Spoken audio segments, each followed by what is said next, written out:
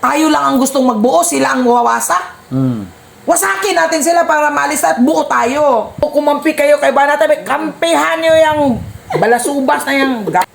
Alam mo, yung ginagawa ni Banat Bay, kaya naman ninyong gawin yan eh.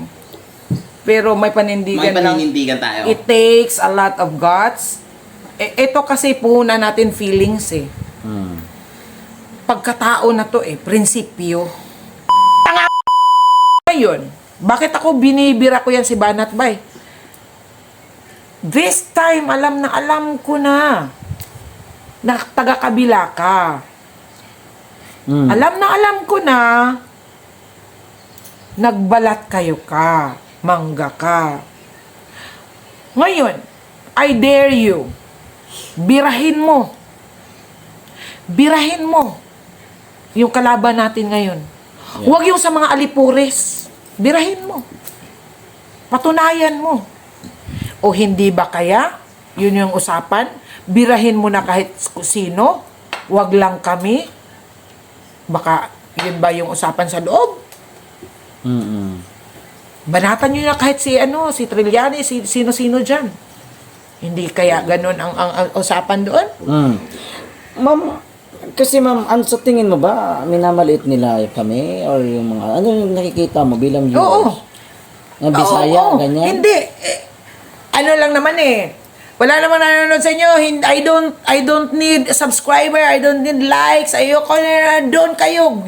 Pinagtatabuyan pa nga yung mga style mo, bulok. Hindi kasi Tatay Digong na maganyan-ganyan. Hindi bagay. Bakit? Saan ka nag-umpisa? Diba? Nag-start ka naman ng ilang viewers lang.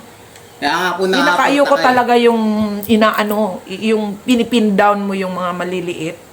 At ang akala mo kasi malaki ka, malaking olo meron ka. Yun. Tingnan natin kung ano yung insider doon eh. Yung agreement inside. Kaya nga.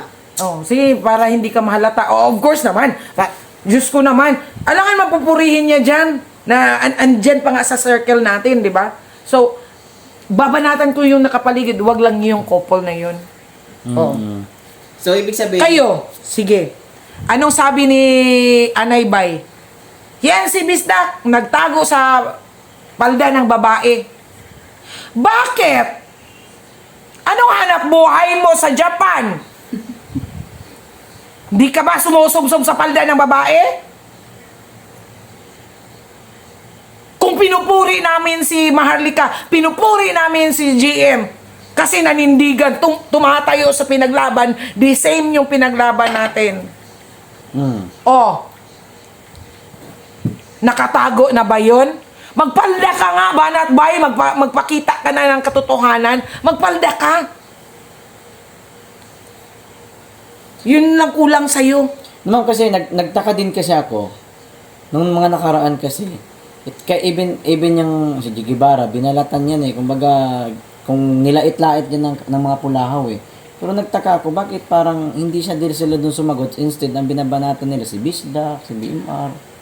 Ito rin masabi ko sa inyo, tropang Bisaya, no? Bakit nagtataka pa talaga kayo? Hindi talaga kayo nakatunog?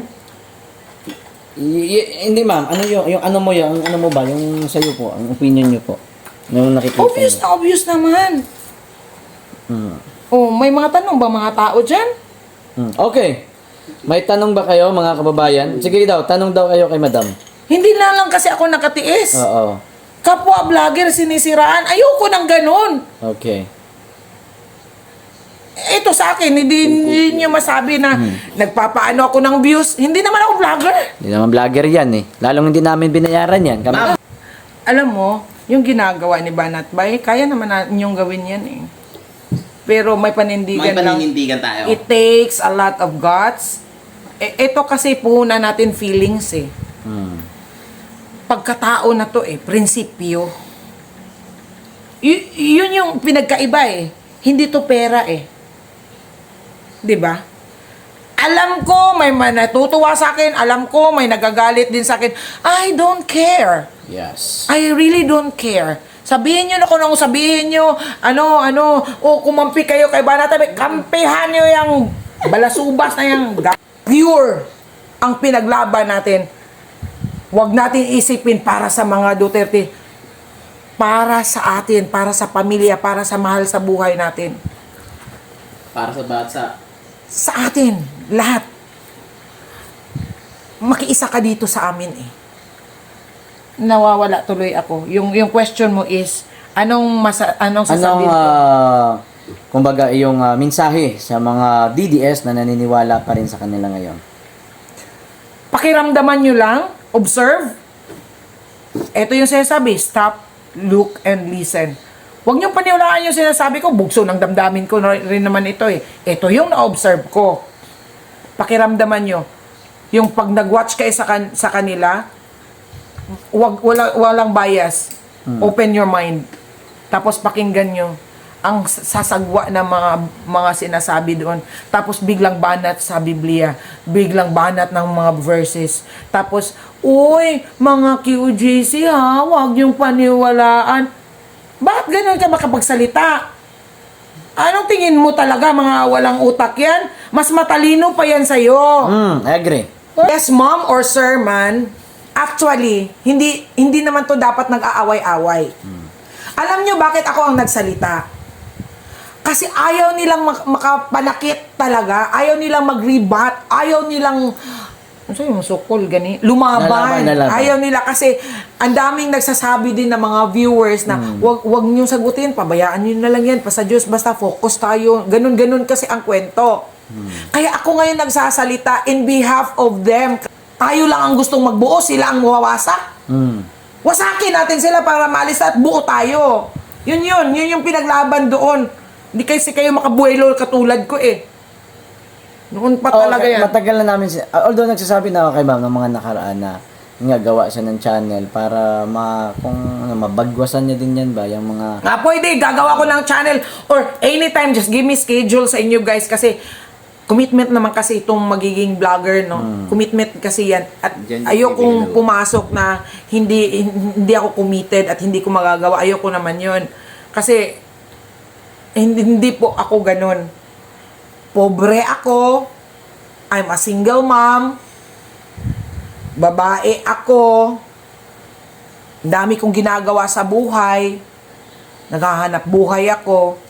Yun, i-schedule nyo ako. Gusto nyo ako, i-request nyo lang din yung mga viewers nyo. Request nyo kung anong mga opinion ko dyan. Babanatan ko pa rin yan. Pero kung kinakailangan na 24/7 magbanatan dito, o sige, ako na.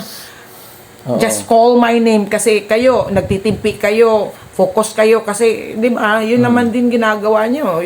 And I'm very thankful. Ito lang yung paraan na magkapag-thank you ako. Ito sa mga bisdakeros na kami nga na taga Davao, ako nga na taga Davao, hindi ko nagawang mag-vlog araw-araw, hindi ako nagiging vlogger because may mga responsibilities din ako. Ito yung paraan na thank you. Kasi instead na kami talaga, ikaw taga saan ka? Ito, Digos naman si KPL, yung base talaga sa Davao City. Wala eh. Ito lang yun. Paglaban ko kayo, walang magtatanggol sa iyo. Pagtatanggol ko kayo. Ma'am,